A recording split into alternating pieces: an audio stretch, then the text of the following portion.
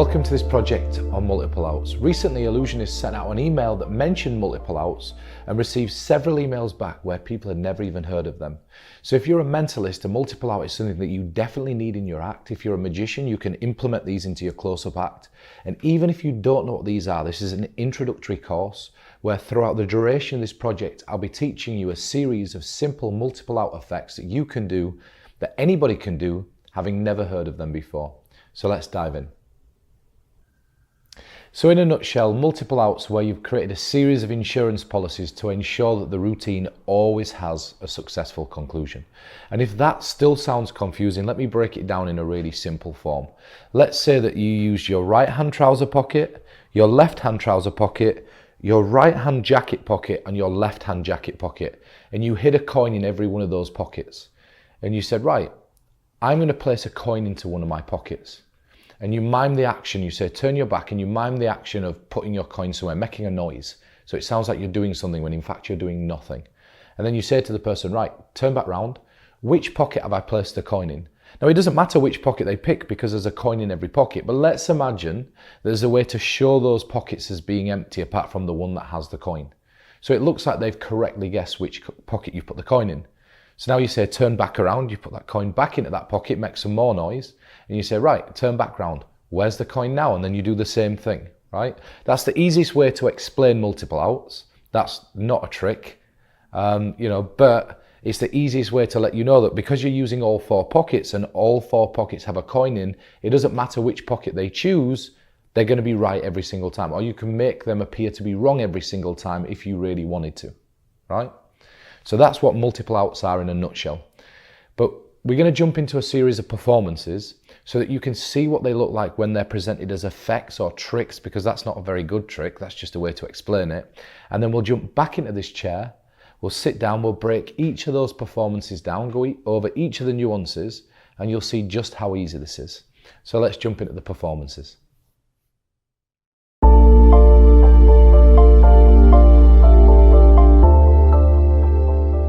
So welcome to the performance section of this multiple outs project. If you hear banging in the background, literally as we set up the camera to do these performances, people started banging about and setting up scaffolding in the yard behind.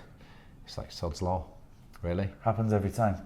So what you're about to see is a series of performances that will look very similar to the things that I explain in the explanation sections, but in the explanation sections there'll be multiple different iterations of the same performances. So it might not necessarily be the one that I explain first, but if you go through the explanations, you'll see exactly how this works. So we'll dive right in. Dwayne, do you know what the holy grail of mentalism is with playing cards? Not a clue, mate. So it once said that if you could transmit psychologically a playing card into somebody's mind, it'd be the perfect mentalism effect. And I'm going to do that right here and right now. So I have one playing card. You can obviously see it's the 5 of clubs. I don't want you to go for that one. That's the only rule. Okay. Right? I want you to look at that club and just stare at it for a second. And just imagine that that suit popped and completely changed to a different suit. What suit would it change to? Hearts. And that's an entirely fair choice. You didn't know you'd be saying that before this very moment. No. So take a look at that number and just imagine that the number changed to a completely different number. Okay. Is that a fair choice? Yep. I'm not going to ask you what it is. I'm going to ask you if you want to change your mind before you tell me what it is. Now, I'm going to tell you that your brain's telling you not to change your mind. So I'm going to ask you, do you want to change your mind? No. Are you sure? I'm going to give you 3 seconds to decide. 3. Okay, yeah, go on. 2. You want to change your mind? Okay. Now, maybe by me bringing that up, I knew what you were going to go with first, and then I knew you were going to change your mind. But you might be thinking, oh yeah, where's the proof in that? What card are you thinking of right now? 7 of hearts. The 7 of hearts. Yeah. Now, before I came today, I took my wallet. If you look inside, you can see there's nothing inside any of the pockets. There's nothing behind the cards, but inside here there is one playing card. Take it out. 7 of hearts. Yeah. Have a look. And there it is. The 7 of hearts. Perfect. It's great, right? Incredible.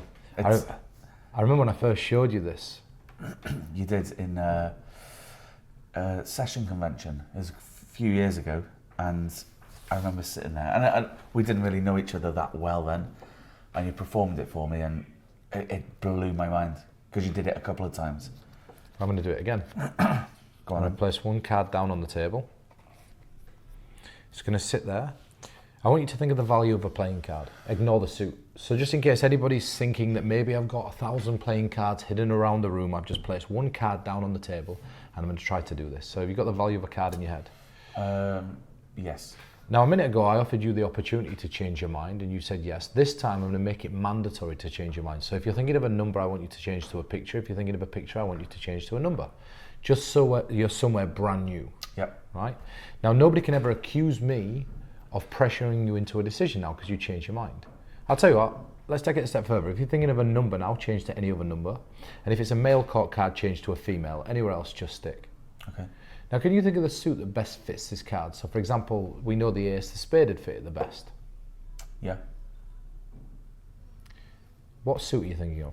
Heart. So you went for the heart again. Maybe to catch me out, I don't know. But what were the full cards you were thinking of? Queen of Hearts. Yeah, I won't close this time. I will bang on. There's the Queen of Hearts.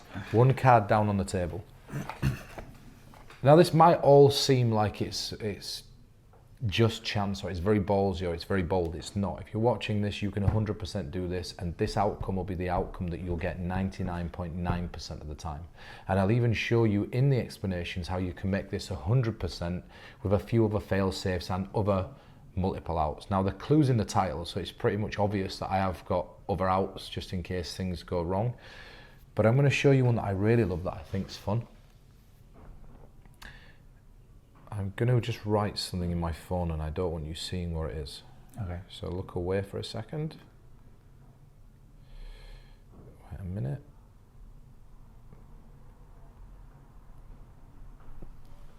Right, so I've just written something down. We'll come back to that in a second. Yeah. For now, you know the game Countdown.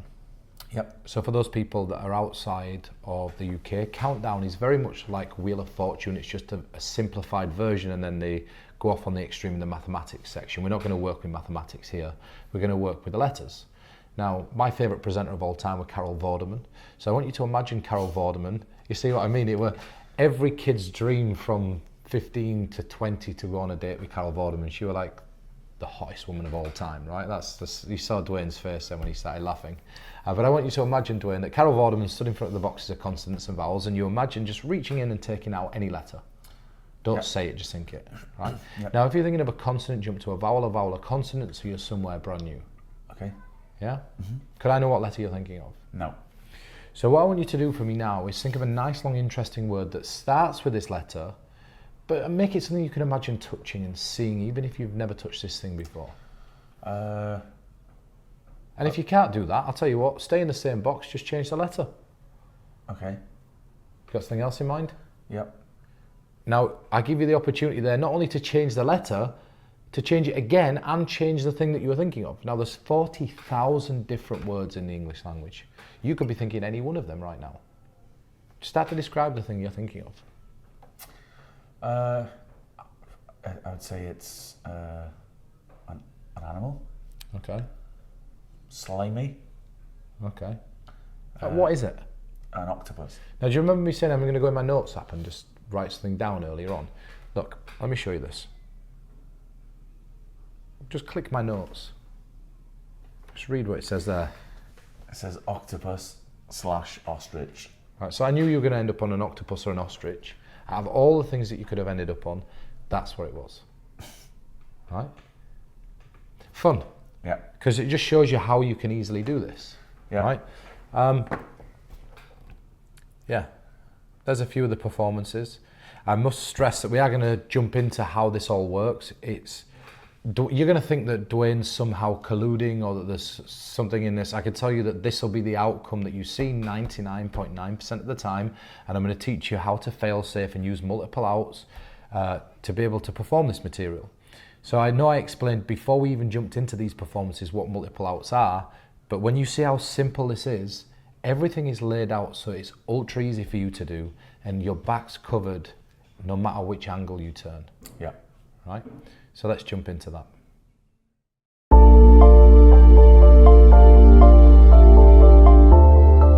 So welcome back from the performances. You've obviously seen a series of different performances at the table, and I want to start with a foundational version of multiple outs. Now this allows you to look like you're genuinely influencing the person. As a mentalist, influence is such a strong tool.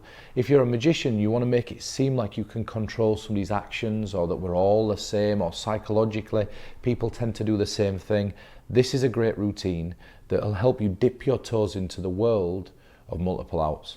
Now, obviously Dwayne knows now what's going to happen because he's just seen it a moment ago, but I'm going to run you through a series of different iterations of this effect so that you'll see what's going to happen in different performance aspects, right? So it starts out with a deck of cards. Now I'm going to show you how this works in a nutshell, go back over what it is that we did so that you're clear on which effect this is, and then break it down and show you what happens if they make different choices so that you've got every avenue and angle covered. So I start out with a technique called limiting via inclusion, and what I do is I take the 5 of clubs and I put it on the face of the deck. Now that's important. Now whenever you're doing any sort of work where you're using multiple outs, you can add an extra option into something, and by pointing it out you can eliminate it. So let's say that you've got 5 objects on a table and you wanted to get rid of the wallet. What you do is you say, now in a moment you're going to pick one of these objects. Let's say you go for the wallet. Now obviously don't go for that because I just mentioned it, but if you go for the wallet, I want you to imagine the colour of it, imagine what it is you picked. If there's a brand on it, imagine the brand. Because you've mentioned it, you're in a perfect position now to be able to leave it on the table and perform. If you're a little bit savvy, and this is a tip for those that are tiny little bit more experienced, if you say to them off camera in a moment you're going to pick one of these, let's say you went for the wallet, obviously don't go for that because I've said it now, but I want you to focus on this, this and this. And then you sit back and you go, right, are we ready to film? And you say, right, you can see the objects on the table, just think of any one of them. Now the audience at home never see you say don't go for the wallet, which means to the audience it looks like there's 5 choices when in reality there's 4. It's just a very basic version of pre-show, but for experienced performers, it's a very nice little touch for social media because it eliminates that one, right? So this is limiting via inclusion. That sits on the face of the deck. The trick looks like this. So I take this card off, I turn it round, and I say, Dwayne, do you know why this is the most important card in the deck? Now everybody says no, right? It's the most important card because right now it's the only one that's facing you. It's the only one that's facing you, and it's the only one that looks like this. It's the only one that's got a 5 on it and a club. There's no other card in the deck that has a 5 and a club on it. Now obviously don't go for a 5 and don't go for a club, but I want you to look at that suit and imagine it popped and completely changed to a different suit. What suit does it change to? Hearts. Now, again, that was a free choice in the heat of this moment, and you could have said diamonds, and I will explain what will happen if somebody does say diamonds in a moment. Don't worry about that for now. Let's go down the path of least resistance, which is this, which the heart is the perfect answer to this. But why did he go for a red suit?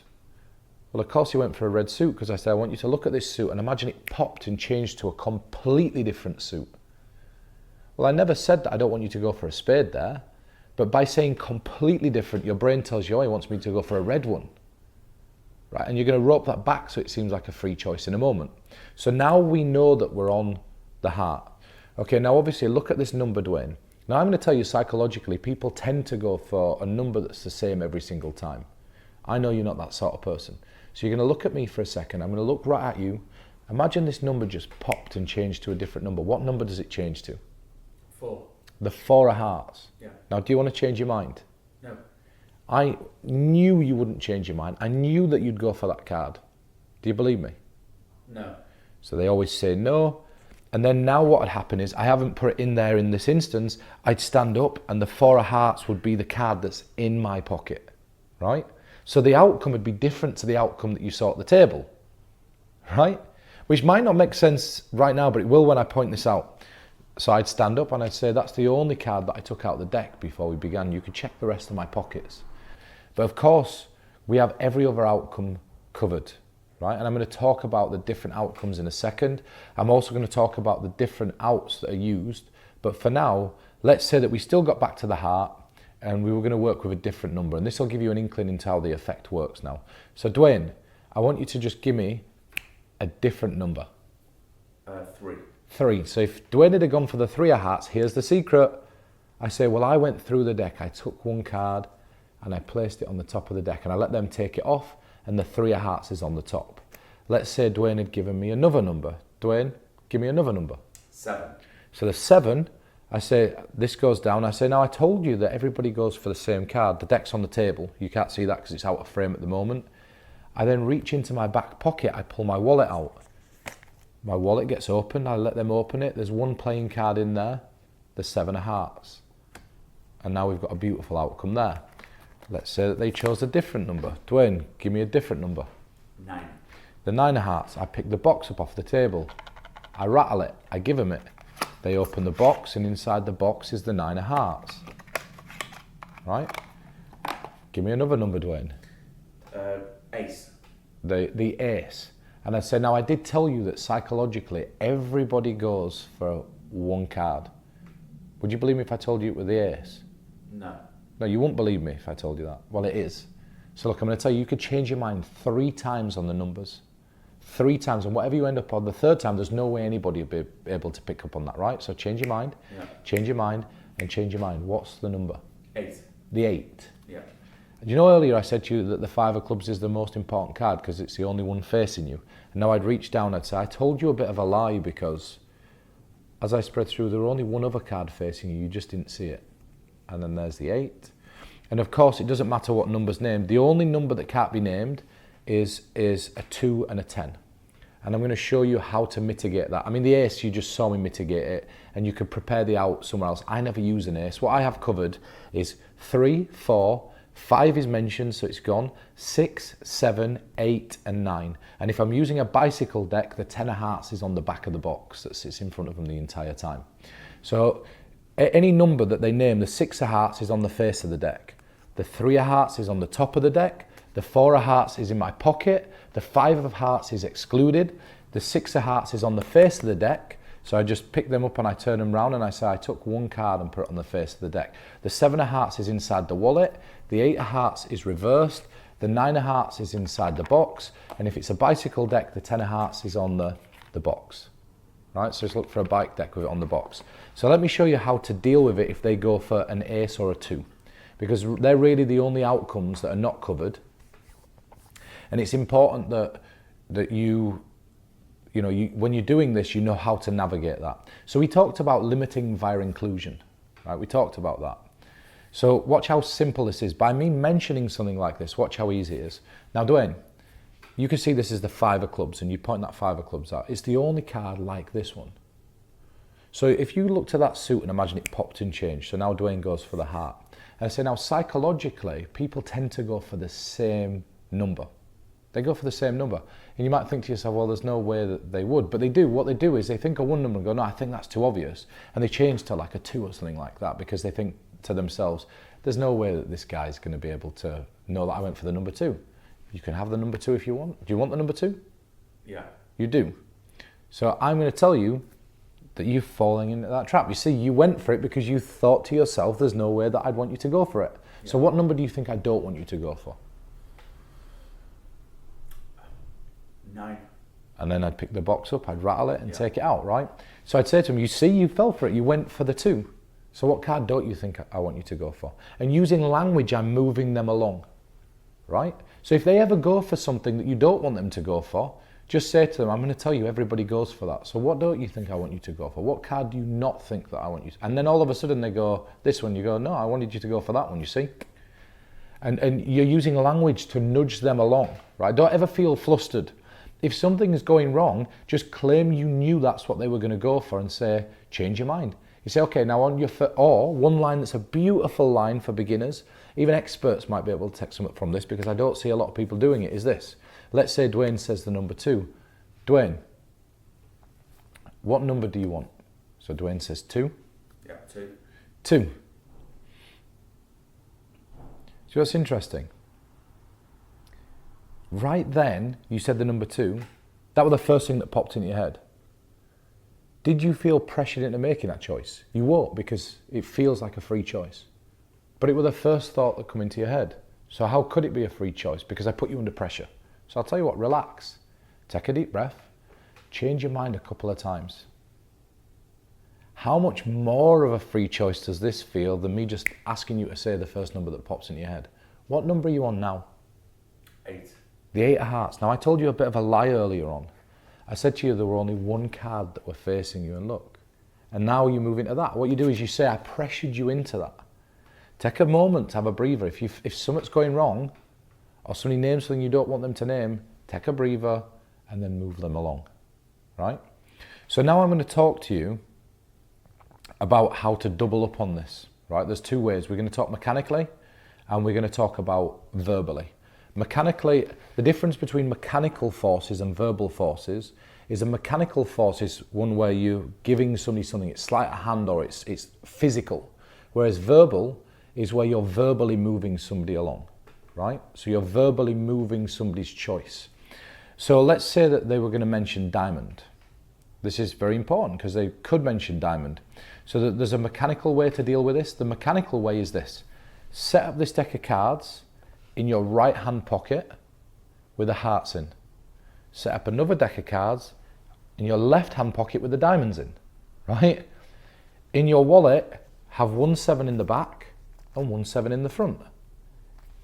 In your box that's in the right hand pocket, leave the 9 of hearts in the box when you're taking the cards out, have that on the top.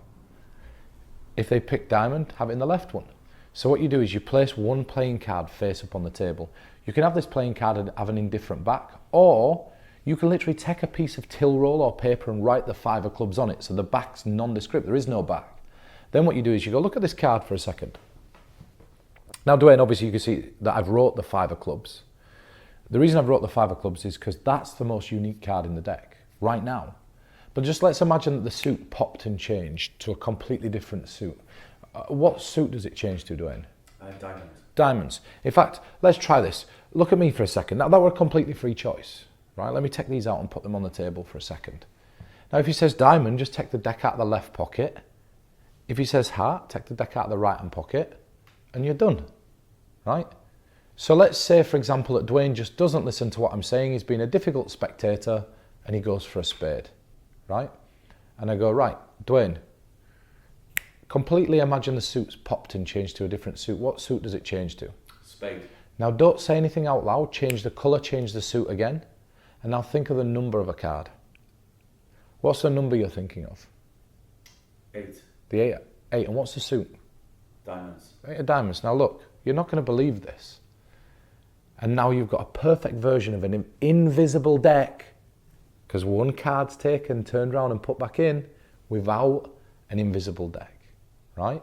So you can see how powerful that is. The invisible deck, the ultra mental deck, is what it's originally called, is known as one of the most powerful effects of all time. And guess what? If you're worried about this sort of stuff, guess what you can do? In your bag, your close-up bag, or in front of the spectator, put down an invisible deck on the table. So you can practice this. Because guess what? That's another multiple out, right? So imagine having your invisible deck there as you're out. Let's say somebody completely messes you up, says something you don't expect and goes, no, I want the 4 of clubs. Okay. Well, that deck that's been sat in front of you the entire time, look, I took one playing card, right? But what you can do, now, let's say that this hits and it goes perfect. You look at somebody at the side and go, but you wouldn't have done that. You wouldn't have picked that card. You'd have gone for something different, right? You see that deck's been sat there. I took one card and I turned it round. What is it? And now you can open up a second hit using that. And that is how this works. It's really simple. It's like the easiest thing. You've got every out covered. If they go for a 2, you're just pushing them away from it. If they go for an ace, you're pushing them away from it, right? So that's it. There's not really much to this. You're just creating different outcomes, and all you've got to do is remember where those outcomes are. And the routine will always have a powerful conclusion. So that's that. I hope you like the explanation to that effect.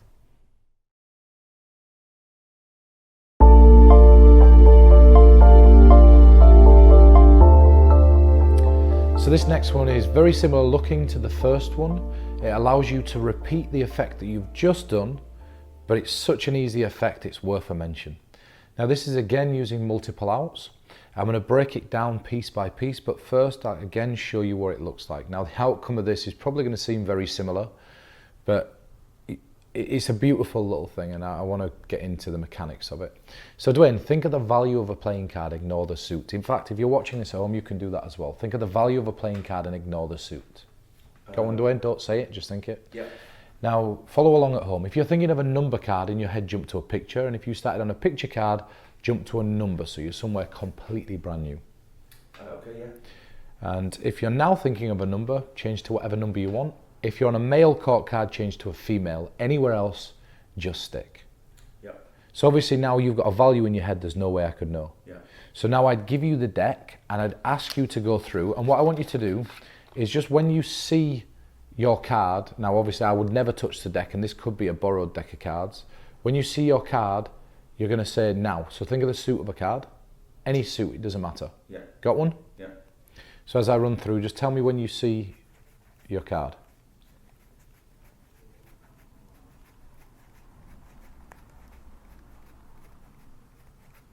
No. Just there. Okay. So just take that out. You take it out, right? Now I'd know that you're thinking of the Queen of Spades, Yeah. right? So this is super simple, and you could be out of the room. You could even get them to do this over the phone, nice and easy, not a problem. But the way this works, and obviously the outcome were different to what it was at the table, so you're seeing the different iterations. You're using a principle that's called restricting without seeming restrictive. And that's a principle or a term that I coined a long time ago. And it got wings and it sort of took off. And restricting without seeming restrictive is basically exactly what it sounds like. You're limiting somebody's choices without them realizing that you're limiting them. And so in this, most of you should have ended up on a queen of some sort. Again, the 4 outs are covered. I'll explain the outs in a moment, but I'm going to explain the gymnastics that it takes to get to that point. So statistically, because there are 10 numbers or 9 numbers and a number picture, which is the ace, and 3 picture cards, statistically people are going to go for a number to start with. Now there's a way to directly force them to end up on a number to start with, and I'm going to teach you that in a moment, so you definitely know they're going to end up on a number. But for now, let me just explain the linguistic gymnastics. So you say, right, I want you to think of the value of a playing card, Dwayne. So just say out loud what it is you're thinking of now. 7. So now we know that that's going to happen in their head, and I'll guarantee they're going to think of a number in a moment. Let's just say that that's what's happening in Dwayne's head, but you don't know that, right? It doesn't matter if you know it or not, but he said 7 out loud. He wouldn't be saying that out loud in the performance. It exists just in his head. So then I say, if you're thinking of a number, in your mind, jump to a picture. But if you thought of a picture, jump to a number. So you're going with the exact opposite of your first choice. So where are you now, Dwayne? Jack. So he wouldn't be saying that out loud again, it'd just be in his head. But what that's done is it's forced you into the picture cards. It's forced you to be on one of the pictures, which is so important for this, right? And then I say, okay, well, I obviously don't know where you are. But if you're now thinking of a number, change to any other number you want. Well, they're not going to be thinking of a number at this point, so they're not going to be changing. This is fluff. And what I'm doing is making it seem like they have a big choice, even though they don't. And then I say, if you're thinking of a male court card, change to a female. Anywhere else, just stick. So now Dwayne has to be on a queen. If Dwayne ended up on a queen, he has to be on a queen, right? Because I'm saying if you're thinking of a male court card, change to a female. If you're anywhere else, just stick. So what that force does is it forces them to a queen, right? So let's run that a few different times, nice and quick. Dwayne, name the value of a playing card. 3. If you're thinking of a number, change to a picture. If it's a picture, change to a number. Yep. What's the picture? Queen. Okay, so now if you're thinking of a number, which there never will be, change to any other number you want. If you're on a male court card, change to a female. Anywhere else, just stick. So if you're thinking of a queen, just stick. Yep. So we're back to the queen again, right? So now we know that that's the force. We know that that's the situation here, right? How do I ensure that they're going to stay on a number card? This is something I want to talk about. I never implement this in performance. I just like to run the performance twice. Because if they go for a picture first, the chance of them going for a picture first the second time is very slim, right? But this is how you do it. Imagine we had ace to king, Dwayne, right? So you've got ace to king. And I want you just to imagine a spotlight beaming backwards and forwards and stopping somewhere inside there. Yeah. Done, right? Because you're going stopping somewhere inside there. So you go, right, I've got ace to king. So just imagine my finger and just think stop. Don't say it, but in your head just think it. Okay. So now I've never went back over the pictures. I just stuck over here, right? So this is a ranging force.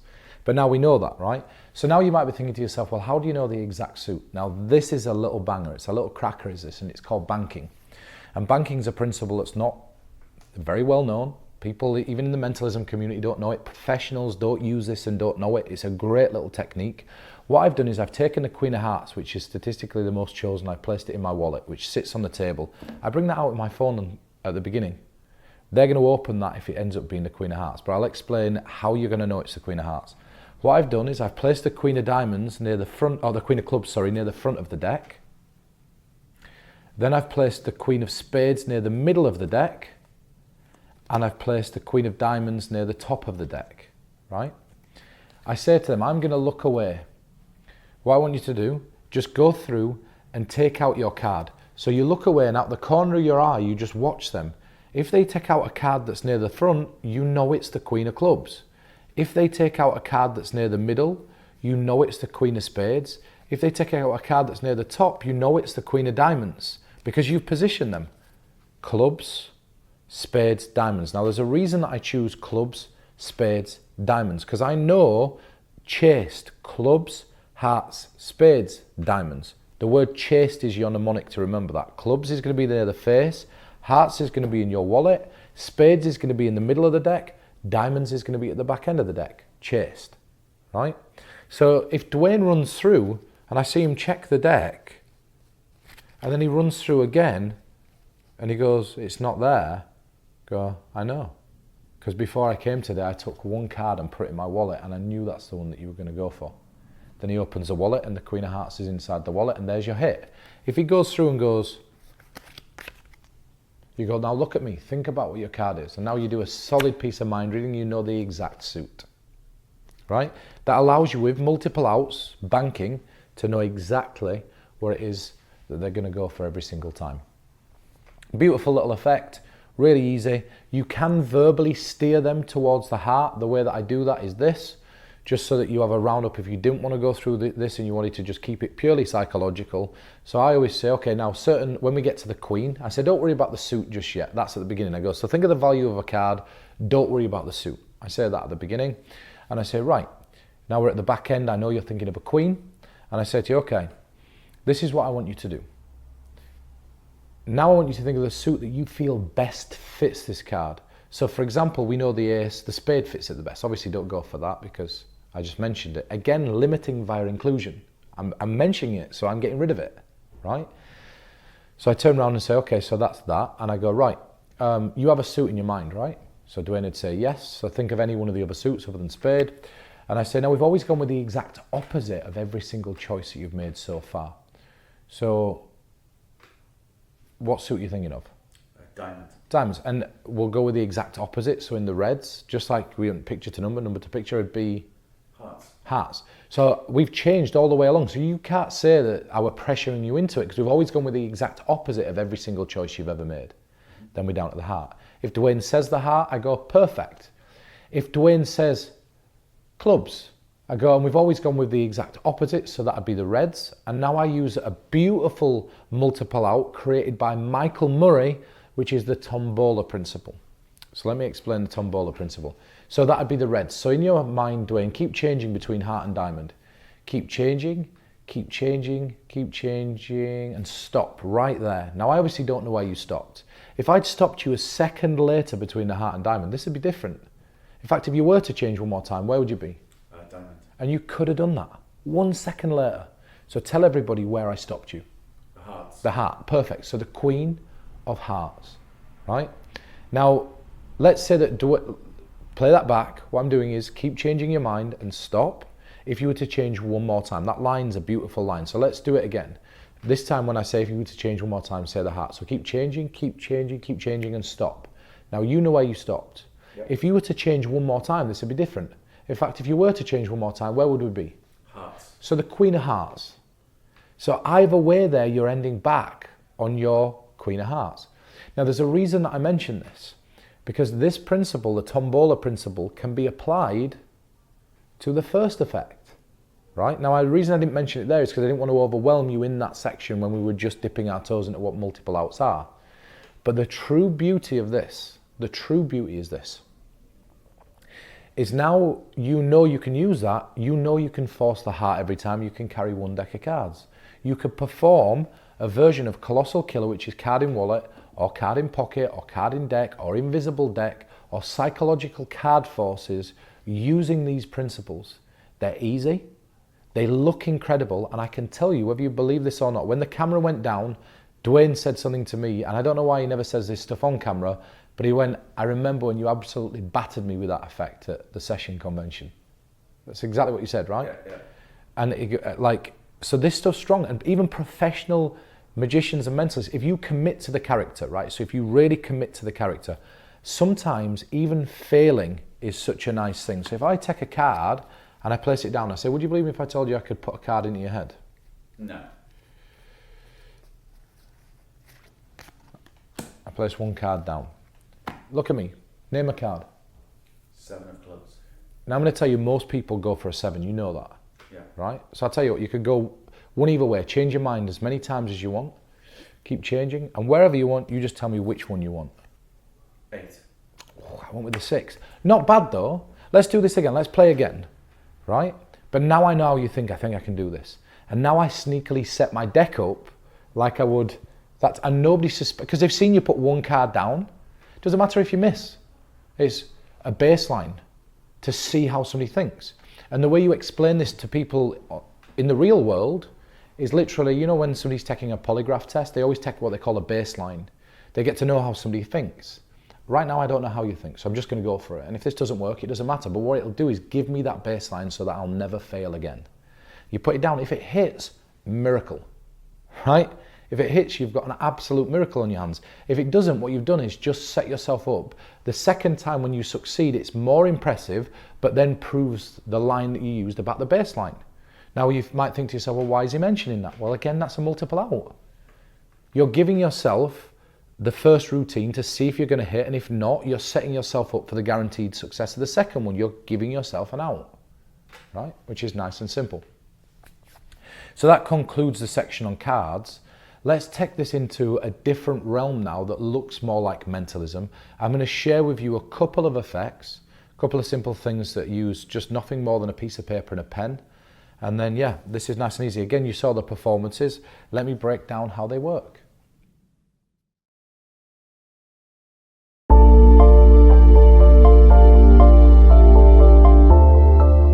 So this is the other performance that you saw with a tented billet. Now, if you don't know what a tented billet is, it's where you fold a billet into quarters like this. This is a savvy little multiple out that I've been using for years. I know that a lot of other people have work on this subject, so it's nothing that's new, but it's a brilliant little out. And I'm going to show you exactly how it looks. Now, Dwayne, I want you to imagine a watch face. And obviously you know there's 60 minutes in an hour, right? So what I want you to do is think of a 2-digit number. But just to make this interesting, we'll make both digits odd, but different. So for example, 11, whilst both digits are odd, they're the same, but 15, you know, there'd be a 1 and a 5, they'd be different. So you could think of any number you want, but take your time. Yeah. What number are you thinking of? 37. 37. And there it is, 37, and it just so happened to be, again, a different outcome to what you saw at the table, but that's perfect. Let me explain what happens if this ends up being a different outcome, right? So this is folded. You can see it says 37. This is a really nice little thing. So one of the other outcomes could be 35. We'll just wait for this little truck to go past outside. So 35. Watch how this looks. This gets open. 35, you said. Look, there we go, 35. So what you've done is you print 37 here, you print 35 there, right? There's not very many outcomes with this, and I'm going to explain what happens if we do end up on a different outcome, and I'm going to explain how to get down to odd and odd instead of odd and even. What you're doing is, this is a tented billet, and it can be used if there's ever 2 outs that you need. So the reason that I'm showing you this little bonus effect is because it allows me to introduce this tented billet out. So if what you're doing, and I'll get close-ups of this, in the bottom left quadrant, so it's folded into quarters, in the bottom left quadrant I'm writing 35. and then I flip, so that's facing me, I flip it, and in the bottom right quadrant I write 37. So basically they're on the opposite sides to each other, right? I now fold it so that the 37 is on the inside and the 35 is on the inside towards you on the second half. Now, all you've got to do is when this is tented is to remember that. So give me 35 or 37, Dwayne. 35. So I open this, I'm looking at 35 now, and all I have to do is show 35.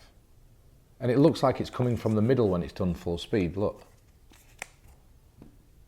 Right, if 37's named, I open this, and I just open it that way. So it allows me to have 2 outs on a billet, which is a really brilliant technique, because if you've got 2 outs that you're down to in a performance, literally just write one on one side, one on the other, fold it and say, I think that this is what you're going to go for, and then boom, boom, like this, or boom, boom, like that. And so let me talk to you about that force. So that force, I mention it because it's one of the classics of mentalism, and I don't see it used much anymore. I don't know why people don't use this force in conjunction with an any card at any number, because there's 52 cards in the deck, so it's the perfect number to use when you're using because that's the problem, trying to find a logical reason for the number being under 50, and a deck is a good reason for that. But in mentalism it really doesn't matter, because you know, something as simple as 1 in 5 is impressive if it's the first effect to lead to bigger effects. So when you think about this, if you go for 2 digits under 50, but I did under 60 because I did a watch face, doesn't matter, because they can't choose a lot of the different choices there, but under 50 is what you normally say. Under 50, 2 digits, so that eliminates the single digits, both odd but both different. So 11 wouldn't work because it's a 1 and a 1, but 15 would because it's a 1 and a 5. So think of a different number. Now the choices there are like 17, 19, 30, 39, and then that's it. And those 2. So you could even, if you wanted to, going back to what we discussed earlier with the playing cards, you could have 1 out inside your wallet, you could have 1 out inside your right hand pocket, you could have 1 out inside your left hand pocket, and you could have another out in your back pocket. And all you got to do is remember where they are, right? That's it. And you just pull the relevant out. So you could cover each base, and it's going to look like you knew exactly what they were going to go for, right? And the reason I wanted to shoehorn this in sort of is because I wanted to mention this. But now we're talking about these type of outs, I want to quickly slide into how we can extend the things that we're learning with playing cards, because we just did that when we talked about the pockets, into mentalism that uses words. So let's say that we work on the principle of another thing that you saw at the table, right? This one doesn't use pieces of card, it uses an out on the mobile phone. The mobile phone is the perfect place to put outs, because everybody carries one, it's natural to leave it on the table, and you have multiple apps that you can use that are like pockets. You have your Notes app, you have your Message app, you have your Safari, or you have your internet. So what I do is I say, right, Dwayne, you obviously know the difference between the consonants and vowels, and we know the game Countdown. Yeah. So if you don't know Countdown and you're from America, it's very similar to Wheel of Fortune. You have boxes of consonants and boxes of vowels. So Dwayne, I want you to imagine a random letter for me. Yes. Now if you're thinking of a consonant, jump to a vowel. If you started on a vowel, jump to a consonant, so you're somewhere brand new. Now I obviously don't know what letter it is that you're thinking of, but I want you to imagine reaching into that relevant box and taking out that letter and putting it up on the board. So you put it up on the board. Now you're going to create a nice, long, interesting word that's more than, say, 5-6 letters long that starts with this letter. But, you know, make it something that you can visualize and imagine touching, even if you've never touched this thing before. You got something? Now I feel this thing's fairly big, right, instead of small. Fairly rough to touch as well. I imagine so, yeah. Yeah, do you go for an elephant? Yeah. Right? So good.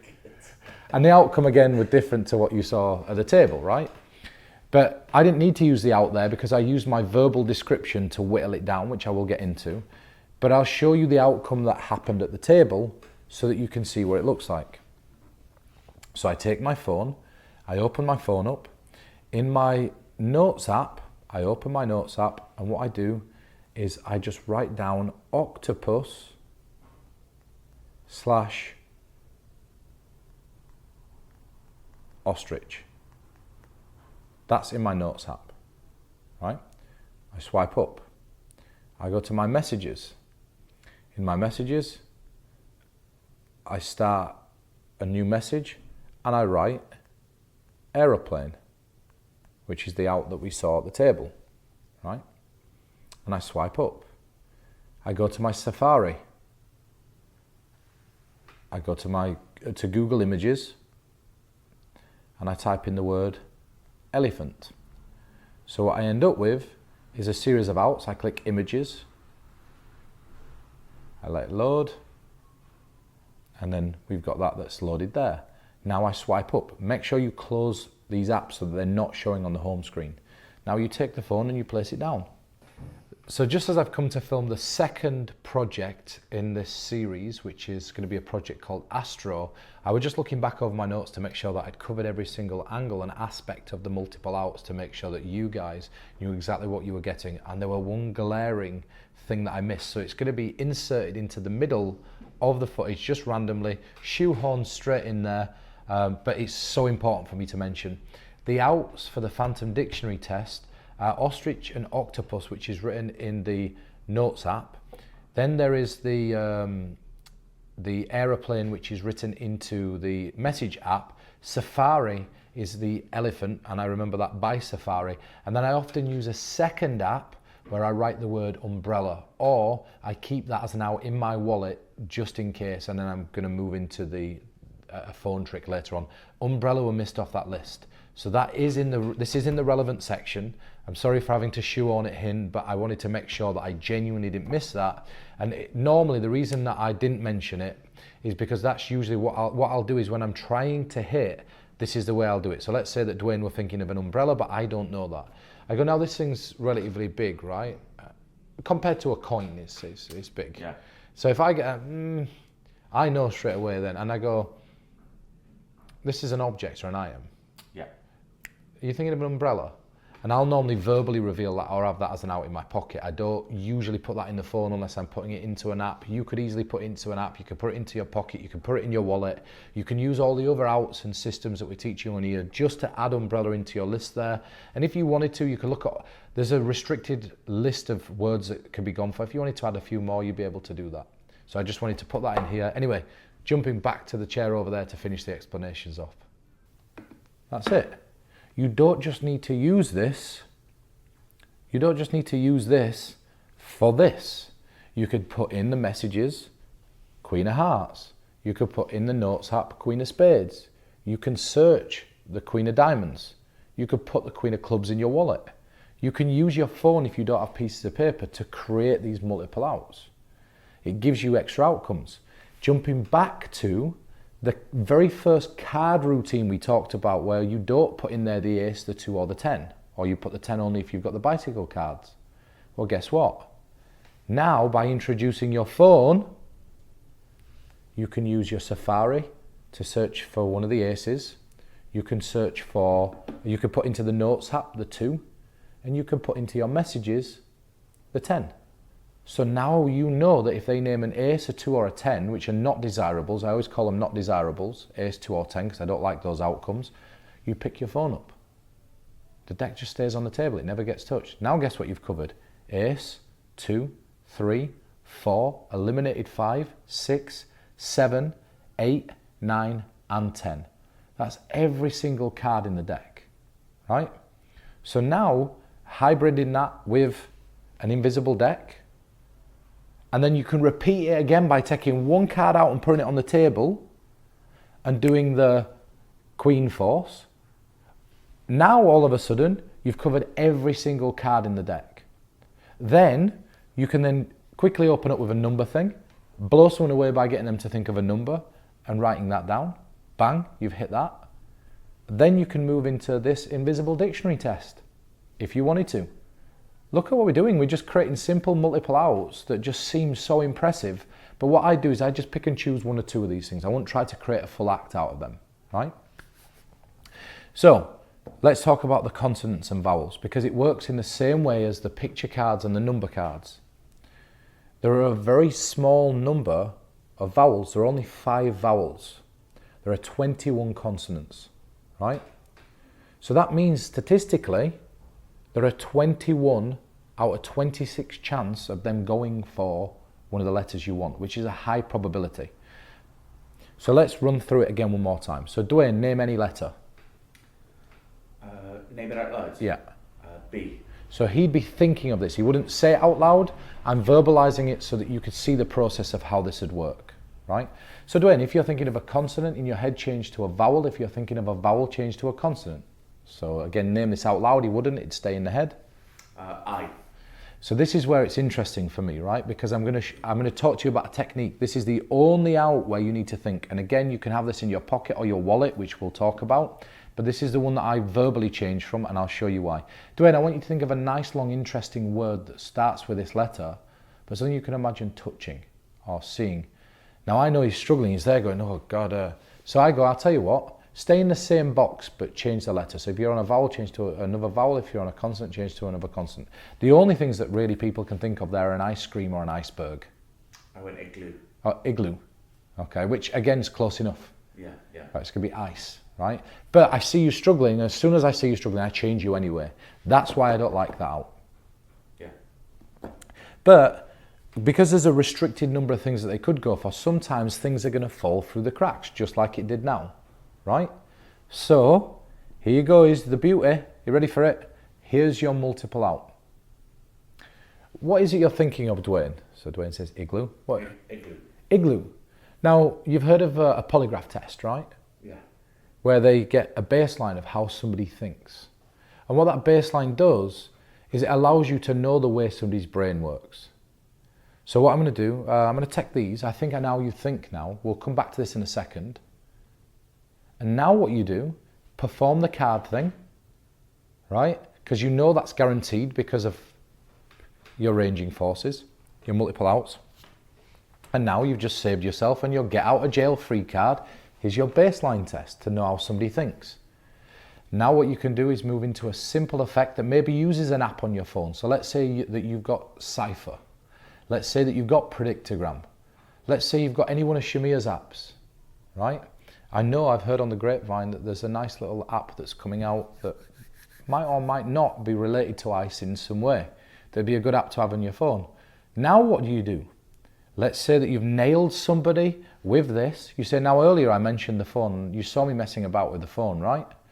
Now you open your app up and you say, I'm ready to go back into this now. And now you do your effect with the app.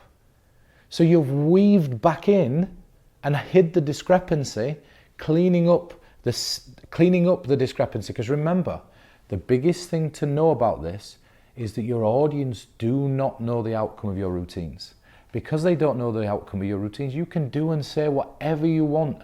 You're in the most forgiving position in the world.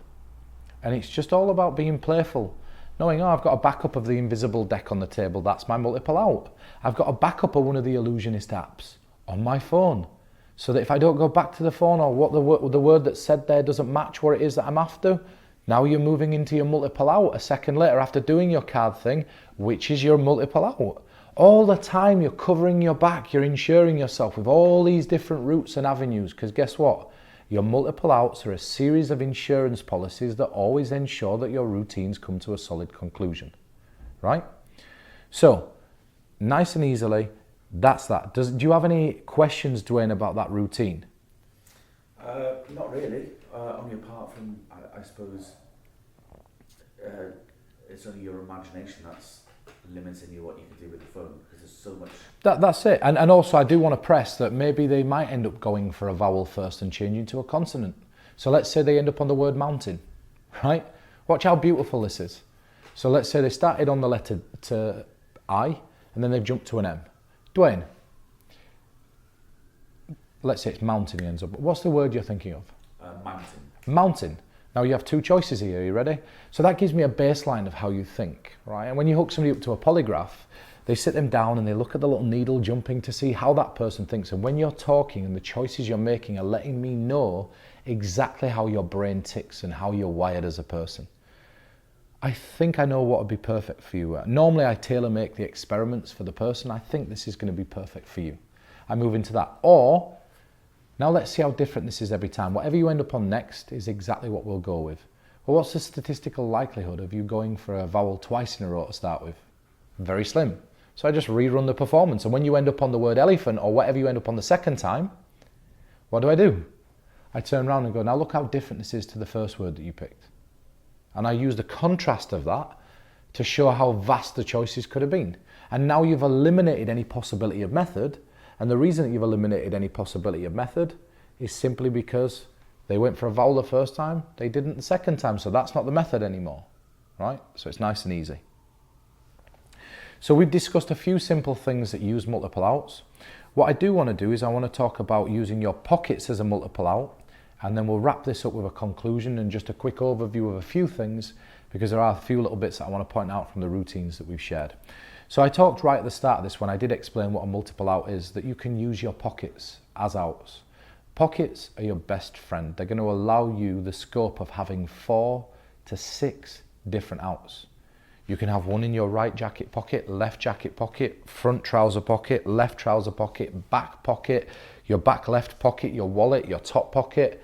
What that does is that means that if there's anything that has 4 to 6 to 10 choices, you can hide around your body somewhere, right? You can hide them around your body, which means that you can have anybody name any playing card, and as long as you can force the suit, you can index it on your body. You can have multiple pockets inside your wallet. Now, the reason that I mention this is because let's say that you could put something in the front pocket, you hid something behind here, you put something in here, you put something in your right pocket, you put something in your left pocket, you put something in your back pocket, you put something in your back left pocket, you put something in your jacket right pocket, your jacket left pocket, your top pocket. You hide something underneath somebody's glass on a beer mat on the table. You keep something inside the card case. You fold a piece of card up and you put it to the side and you say, that's going to be important later. We'll come back to it. You never have to specify when you're going to come back to this. So now you've got this range of possibilities. So if you ask somebody to pick a simple drawing, you can bet your bottom dollar that people are going to go for, say, a house. They're going to go for a car. They're going to go for a tree. They're going to go for a love art. They're going to go for a flower. All the simple little drawings that can be easily scattered about. All you've got to do is remember where they are. And you might be thinking to yourself, well, wait a minute, how do I remember all that information? Well, it's super simple. What you do for a second, and also whilst I'm picking this up, you could also add one to your Safari, one to your notes, one to... So imagine taking all the outs that we've discussed in this project, putting one in the notes, one in the messages, one in the Safari, one in the pockets, each of the pockets, one on the table in left folded, 2 inside the wallet. You could create a crib sheet. Now, if you don't know what a crib sheet is what we call a cheat sheet, and it allows you to remember where things are. Right? It allows you to know exactly where things are, because what happens is you look at it instantly, and what it'll do is it'll say to you, right pocket this out, love heart, left pocket this, jacket pocket this, back pocket this, like table this. And what you might do is you might put that, if you've still got the cellophane on your card case, on a piece of card just tucked into the card case. Or it might be on the screensaver of your phone, so when you just quickly touch it and place it face down, you now know exactly what it is. You might have it hidden on the stack of billets that you've got in front of you. So now you just need to casually glance at this as you're talking and you say, just Dwayne, name a simple drawing for me. Flower. A flower, okay. Now, and that were a completely free choice, right? Now I'm looking at this, flower, it says my wallet, and I go, you're not going to believe this. Before I came today, look, this wallet's been sat there the entire time. You could see there's only one piece of card in there. Reach in and take it out. See what I'm saying? So all of a sudden now, after you've proved a few things, imagine you've done the playing card. Bang. Right? Imagine now that you've done a second thing. And then you say, right, I'm just going to draw something. So just, Dwayne, look away for a second. So Dwayne would look away. You just make a noise. I've not even taken the cap off the pen. If it's everybody at the table, don't be scared of asking everybody to look away. Okay, I'm just going to move that for a second. Turn back round for me, Dwayne. Now I've just drawn something, so just name a simple drawing for me, Dwayne. A house. A house. Now, a minute ago you heard me draw, right? I took it, I folded it up and I placed it in here. You could have gone for anything. What do you go for again? House. Bang.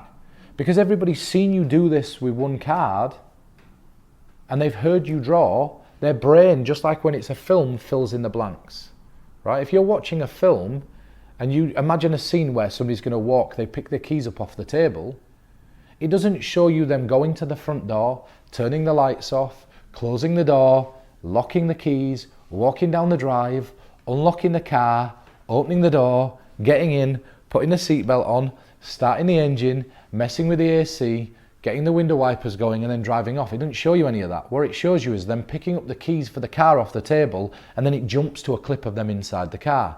And what your brain does is fills in all the blanks in between that to understand that that person's gone through that entire process, because it's a mundane process that you go through every day of your life. So when you hear this,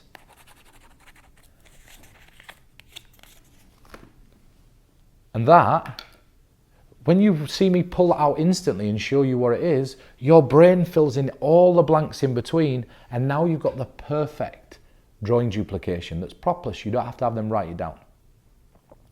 So that's my take on multiple outs. These are a series of simple, elegant, easy multiple out routines that you can go out and blow people away with. I really hope you've loved it. I know for a fact that we'll be doing another series of these in the future. So what you'll be able to do is you'll be able to choose which one it is that you like, almost like a series of multiple outs.